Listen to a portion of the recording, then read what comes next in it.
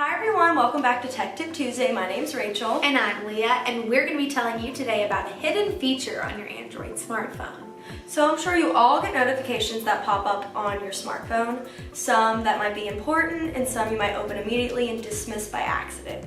I know I've done this, but what you may not know is that there is a feature on your Android smartphone settings that allows you to go back in and see all of your previous notifications. So today we're going to demonstrate how you all can do this.